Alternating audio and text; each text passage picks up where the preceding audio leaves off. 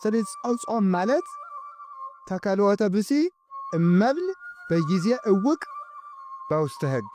ጾም ማለት በሕግ በታዘዘ ትእዛዝ በታወቀ ጊዜ የሰው ከመብል መከልከል ነው። እንዘ ይትዔዘዝ ለዘሐገጎ ሕጉን ለሠራው ለእግዚአብሔር በመታዘዝ የሰው ከመብል መከልከል ጾም ይባላል። እንዘ ይትዔዘዝ ለዘሐገጎ ሕጉን ለሠራው ለእግዚአብሔር እየታዘዙ ከመብል መከልከል እሱ ምን ይባላል? ጾም ይባላል ማለት ነው። ለምንድን ነው እንዲህ ያለው?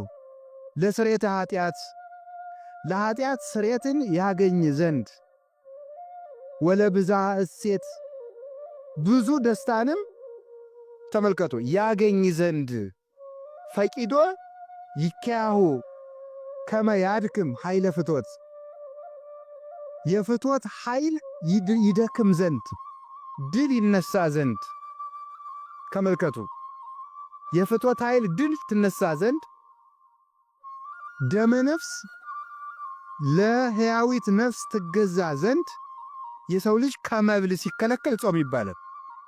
ተመልከቱ ሰው ሲጾም እነዚህን አሁን ያልናቸውን ነገሮች ነው የሚያገኛቸው። ምንድን ነው የሚያገኘው ሲባል ስርየተ ኃጢአት ያገኛል። የኃጢአት ይቅርታን ያገኛል። ሰው ሲጾም ማለት የኃጢአት ይቅርታን ያገኛል። ለምሳሌ ተመልከቱ ቅዱስ ዳዊት የኃጢአት ይቅርታን ያገኘው በጾም ነው። ከመብል ተከልክሎ በገዛ እንባው ያበቀለው ሰርዶ ተብትቦ እስከሚይዘው ድረስ ከመሬት ላይ ወድቆ የጸለየበት ያንን ሰርዶ ጋሻ ጃግሬዎቹ መጥተው ሰርዶውን ቆርጠው እስከሚያወጡት ድረስ እያለቀሰ ቅዱስ ዳዊት ቢጾም የኃጢአት ይቅርታን ሰጥቶታል። እግዚአብሔር መንግሥቱን መልሶለታል። በምኑ? በጾሙ ምክንያት ማለት። ስለዚህ ጾም የኃጢአት ይቅርታንና ስርየትን ያሰጣል። ሁላችሁ እንደምታውቁት ታሪኩን ለመድገም አይደለም፣ የኃጢአት ይቅርታ የሚገኘው በጾም እንደሆነ የነነዌ ሰዎች በቂ ማስረጃ ነው። ጠቅላላ በሀገሪቱ ላይ የታዘዘው ዕዳ ወይም መቅሰፍት የተመለሰው በጾም ምክንያት ነው። ይቅርታ አገኙ። ከልሂቅ እስከ ደቂቅ ከመኝታ ተከልክለው ጥጃ ከላም እንዳይጠባ እንኳን ከልክለው ሕፃን ልጅ የእናቱን ጡት እንዳይጠባ ከልክለው ቢጾሙ በሀገሪቱ ላይ ታዞ የነበረው መቅሰፍት ምን አገኘ? ይቅርታን አገኙ። ስርየትን ሰጣቸው እግዚአብሔር። እንዲያውም እኮ እግዚአብሔር ለነነዌ ሰዎች ያስነገረው ምንድን ነበረ? እስከ ነሰሉ ስለት ትትገፈታ አባይ ነነዌ አባይ ሀገር ታላቂቱ ሀገር ነነዌ በ3 ቀን ትገለበጣለች ብሎ አዋጅ አስነገረ። እነዚህ ሰዎች ሲጾሙ የኃጢአት ይቅርታን ሰጥቶ እግዚአብሔር በእነሱ ላይ የላከው እሳት ዛፍ ላይ ወጥቶ ፍርዱ እንዳይታጎል ከዛፉ ላይ አርፎ ከዛፉ ጥቂት በልቶ ከመሬቱ በልቶ ጥቂት ተመልሷል። ሰዎቹን አገሪቱን ሳያቃጠል ማለት ነው። ስለዚህ ጾም የኃጢአት ይቅርታ ምንጭ ነው። ቅዱስ ባስልዮስ ዘቂሳርያ አንድን ሰው ለጠንቋይ የተገዛን ሰው በንስሐ ስርየት ያሰጠው 40 ቀን አጽሞ ነው። 40 ቀን አጽሞ ፍጹም ይቅርታ ያሰጠው። እንግዲህ በባለፈው በንስሐ ትምህርታችን ተርኬ ነግሬያቸዋለሁ። በብዙ በሌላ መምህራንም በሌሎች መምህራን በሌላ መድረክ ተምራችሁት ይሆናል። ሰውየው እንግዲህ የአንድ ባሪያ ሆኖ ከአንድ ቤተ መንግሥት ገብቶ የንጉሡን ልጅ በምኞት ይመኛታል። እንደማይሳካለት አወቀ። የንጉሥ ልጅ ልዕልት ናት። በቤተ መንግሥት ለባርነት ተቀጥሮ ያለ ሰው የንጉሥን ልጅ እንዲያገባ አይፈቀድለትም። ስለዚህ እሱ ከአንድ ጣዖት አምላኪ ሂዶ የንጉሥ ልጅ ወድጄ ተቸግሬአለሁ ምን ላድርግ ብሎ ያማክረዋል። ሂድና እግዚአብሔርን ክጃለሁ ብለህ ደብዳቤ ጽፈህ ሰይጣንን አመልካለሁ እግዚአብሔር ክጃለሁ ብለህ ጽፈህ ወደ ምዕራብ ዙረህ ከመቃብር አረሚ ወይም ከማያምን ሰው መቃብር ሂደህ ቁም አለ። ጥቁር ሰው መጥቶ ይቀበልሃል አለ። ከዚያ በኋላ ያንን ጽፎ ክዶ ከመቃብር አረቢ ሂዶ ያን ደብዳቤ ይዞ ቆመ። ያንን ሰውም ጥቁር ሰው መጥቶ ተቀበለው። ሰይጣን በጥቁር ሰው አምሳል ይገለጣል። እንግዲህ ጥቁር ሰው በያችሁ ቁጥር ደግሞ ሰይጣን ነው እንዳትሉሽ። በቀይ ሰው አምሳልም ሰይጣን ይገለጣል። ምንም በቀይ ሰው አምሳል ብቻ አይደለም፣ በመነኩሴ አምሳል ይመጣል እሱ። ምን አረ በዚህ ያደነቀ እስመለሊሁ ሰይጣን ይትመሰል በመላከ ብርሃን፣ ሰይጣን በብርሃን መላክም ይመሰላል ብሎ ቅዱስ ጳውሎስ ነግሮን፣ በሚካኤልም ተመስሎ ይመጣ ይችላል። የመስቀሉን ብርሃነ መስቀሉን ወይም በትረ መስቀሉን አይዘውም እንጂ የሚካኤልን አክሊል አስመስሎ የሚካኤልን ክፍ አስመስሎም ይመጣል ሰይጣን፣ ችግር የለበትም። ባይታውን ይመስላል እሱ። እግዚአብሔርንም እመስላለሁ ቢል ምን ያቅተዋል? እሱ ይመስላል ይላል፣ ይመስላል እግዚአብሔር ነኝም ይላል። ክርስቶስን ተመስሎ እንደሚመጣ ተጽፏል። ስለዚህ ተቀበለው። ከዚህ በኋላ ያ ሰይጣን በዚያች ሴት ልብ የዚያን ሰውዬ የዚያን ባሪያ ፍቅር በልቡናዋ አሳደረባት። ሲገባ ደረቱን ሲወጣ አባቱን እየተመለከተች በሐፀ ዝሙት ተነደፈች፣ በዝሙት ቀስት ተወጋች ይላል። ከዚህ በኋላ ዘለሽ ውደቂበት አሰኛት። እሱን ፈጽማ ወደደችው። ይህ ልጅ ካላጋባችሁኝ ታንቄ እሞታለሁ አለች።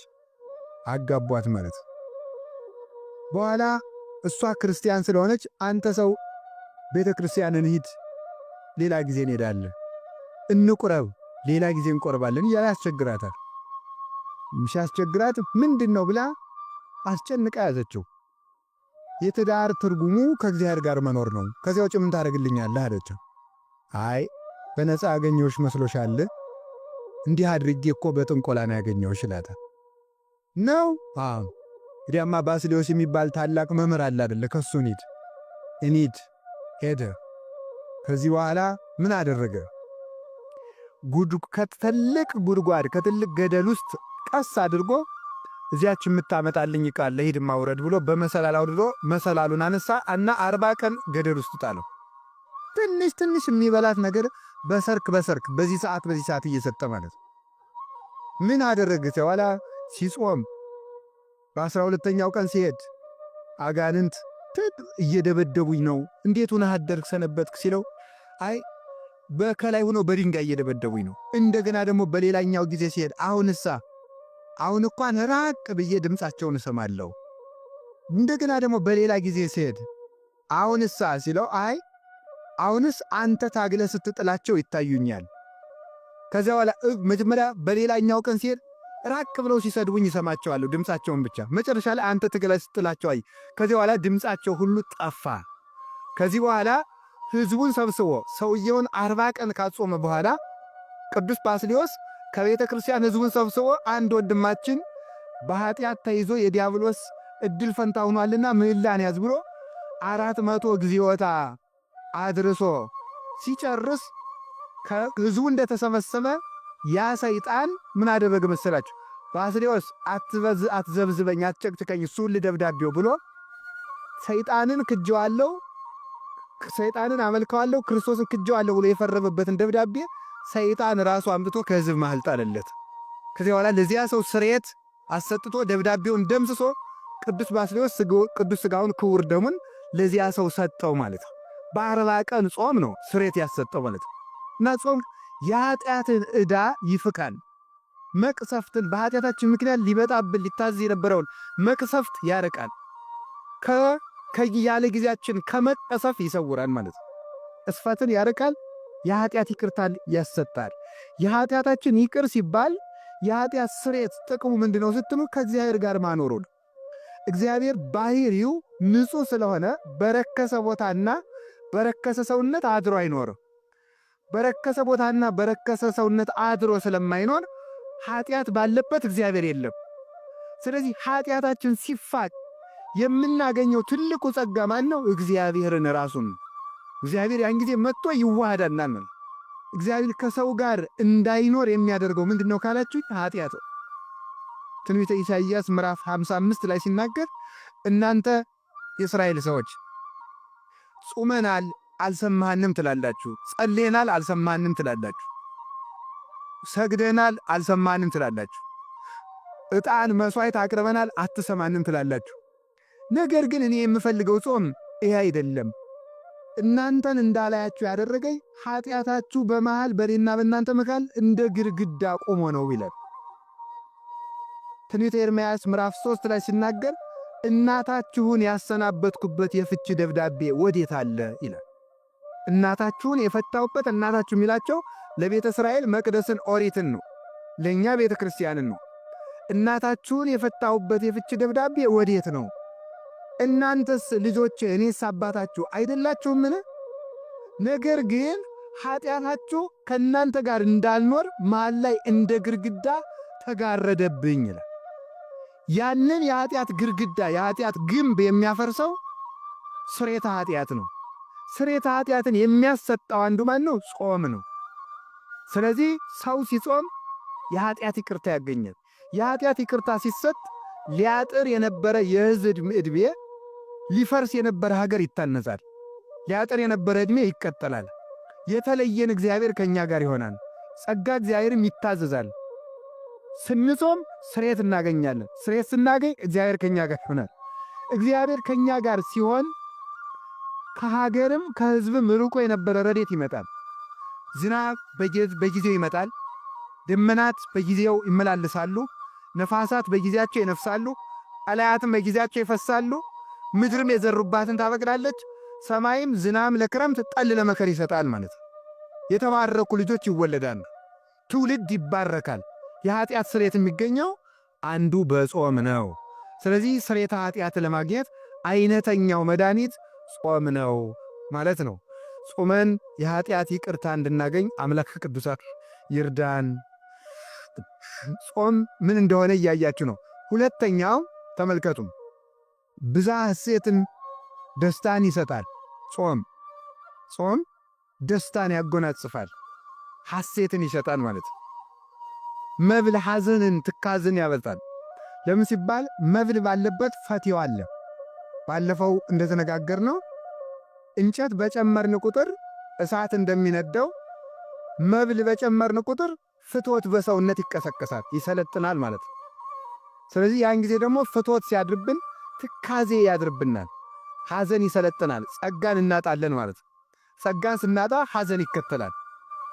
ወደ አዳምና ወደ ሔዋን ተመልሳችሁ አዳምና ሔዋን ባልበሉበት ወቅት ደስተኞች ነበሩ። ሲበሉ ጸጋቸው ተገፈፈ። ያልተፈቀደላቸውን ጾምን ሲሽሩ ማለት ነው። ጾምን ሲሽሩ አባቶቻችን በለስን በብዙ ጎዳና ነው የተረጎሟት። ሔዋንና አዳም ቆርጠው የበሏት በለስ ዕውቀት ተብላ ትተረጎማለች፣ ሕግ ተብላ ትተረጎማለች፣ ፍቅር ተብላ ትተረጎማለች፣ ጾም ተብላ ትተረጎማለች። እነዚህ ሁሉ ነገሮች ነው በለስ ተብለው የሚተረጎሙ። ስለዚህ ምንድነው ሲባል እነሱ ሳይበሉ ደስተኞች ነበሩ። ያልተፈቀደላቸውን ሲበሉ ግን ጸጋቸው ተገፈፈና ሐዘንተኞች ሆኑ። ስለዚህ ሰው በለስን መሻር፣ አዳምና ሔዋን በለስን በሉ ማለት ሰው ጾምን ሻረ ማለት ነው። ሰው ጾምን ሻረ። በለስ ለአዳም የተሰጠችው በጾምነት ነው። ጾም ናት ያቺ። ስለዚህ ያቺ ጾም ስትሻር ጸጋ ተገፈፈ። ጸጋ ሲገፈፍ ሐዘን ሰለጠነ ማለት ነው። ስለዚህ ለሔዋን በሕማም ለዲ ወወሊደኪ ይኩን ምግባይኪ ኀበ ምትኪ ተባለ። በሕማም በጭንቅ ውለጅ ተባለች። ፈቃድሽም ወደ ባልሽ ይሁን። አዳምም ጥረህ ግረህ ብላ። ልፋት፣ ድካም፣ ሥራ፣ ፍትወት፣ ደዌ እንዲህ ያለው ነገር ሁሉ የሚሰለጥነው ጾምን በመሻር ነው። ደዌ ደግሞ የሚርቀው በአንጻሩ ውጣ ውረድ የሚርቀው ምንም የማያተርፉበት ድካም የሚርቀው ትንሽ ሰርቶ ብዙ በረከት ማግኘት የሚመጣው ከጾም የተነሳ ነው። ስለዚህ ጾም የደስታ ምንጭ ሲሆን መብል ደግሞ የሐዘንና የትካዜ ምንጭ ነው። በረከትን ይገፋል ማለት ነው። በረከትን ከኛ ጋር አጽንቶ የሚያኖረው ጾም ነው። ሰው በጾመ ቁጥር በረከት እየተጨመረለት ኃይል እየተጨመረለት ይሄዳል ማለት ነው። ኃይል ሰው ሲመላ ደግሞ ድካም እየተጨመረበት ይመጣል። ልክ ተመልከቱ፣ ስጋን የሚያቆመው መብል እንደሆነ ነፍስን የሚያቆማት ጾም ነው ማለት ነው። ሰው ሳይበላ 7 ቀን ቢቆም እንደሚደክመው ሁሉ ሰው ሳይጾም ደግሞ ብዙ ዘመናትን ባሳለፈ መጠን ነፍሱ እየደከመች ትሄዳለች ማለት ነው። ጾም የሚፈውሰው የነፍስን ቁስል ነው። ነፍስ ስትፈወስ ደግሞ ስጋ ይፈወሳል ማለት ነው። የስጋ ፈውስ አረቦኑ የነፍስ ፈውስ ነው ይላሉ ሊቃውንቱ። አረቦኑ ምን ማለት ነው? ሰው ከጾም ከስጋ ፈውስ በፊት የነፍስ ፈውስ ይቀድማል ማለት ነው። የነፍስ ፈውስ ይቀድማል።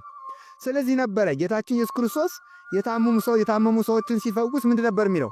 ኃጢአትህ ተሰረየችልህ ነበር የሚለው። ኃጢአትህ ተሰረየ። አንተ እገሌ ጆሮህ ድኗል፣ አፍህ ድኗል፣ ወገብህ ድኗል፣ እግርህ ድኗል ሳይሆን የሚለው እጅህ ድኗል ሳይሆን የሚለው ኃጢአትህ ተሰረየችልህ። ኃጢአትህ ተሰረየችልህ የሚለው ለምንድን ነው?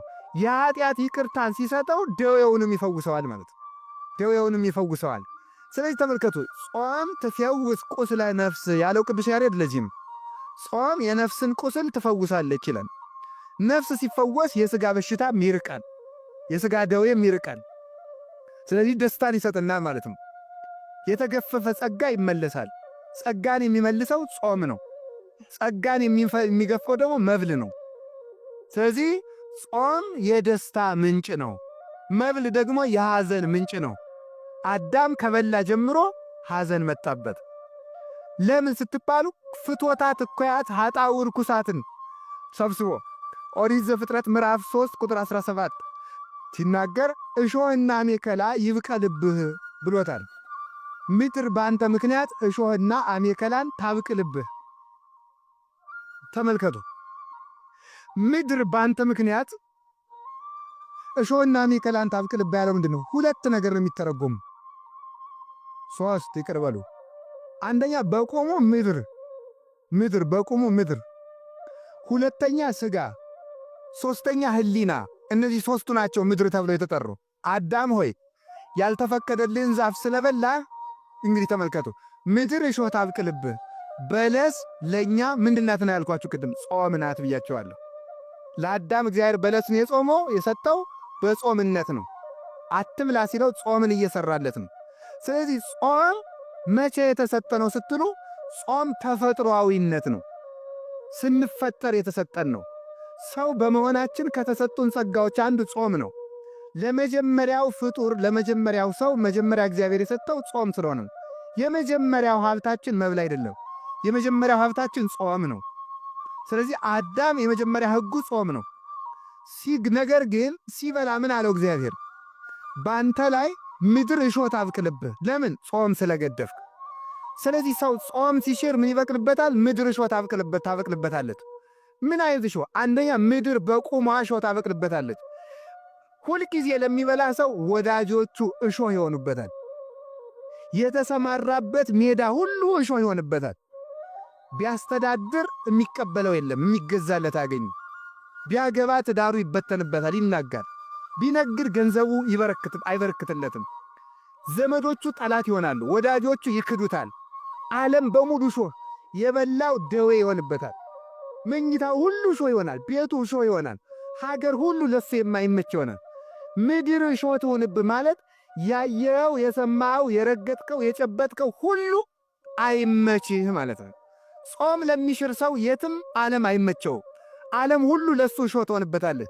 የትም ተቀምጦ ተመችቶት አይቀመጥም፣ ተመችቶት አይተኛም፣ ተመችቶት አይውልም፣ ተመችቶት አያድርም ማለት። ስለዚህ የነካ ሁሉ እሾህ የሚሆንበት የትም ሂዶ ተሰዶ የሚመጣ ማለት ነው።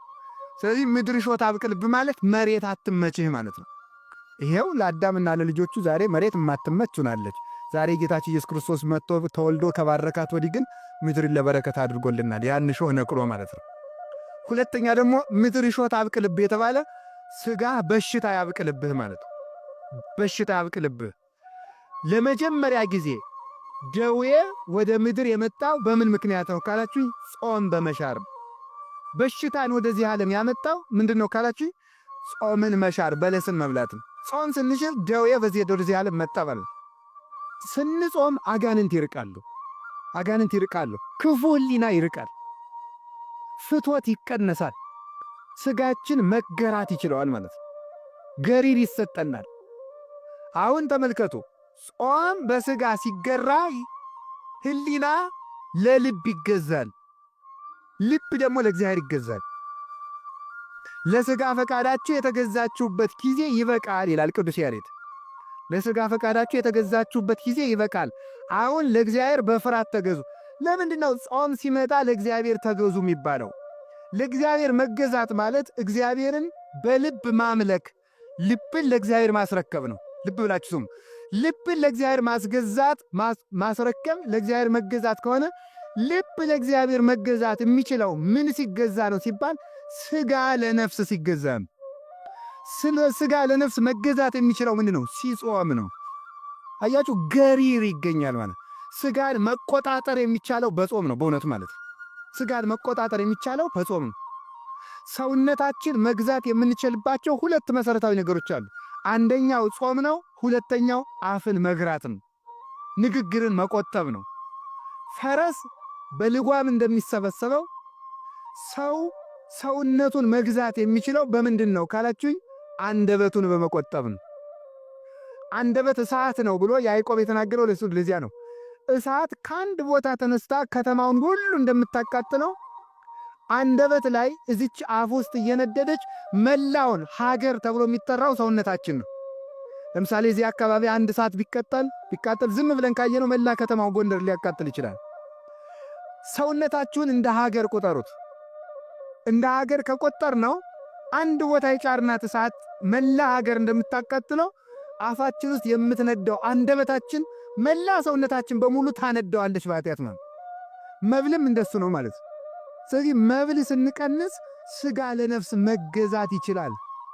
ራስን የመግዛት እግዚአብሔርን የማምለክ ምንጩ ጾም ነው ማለት።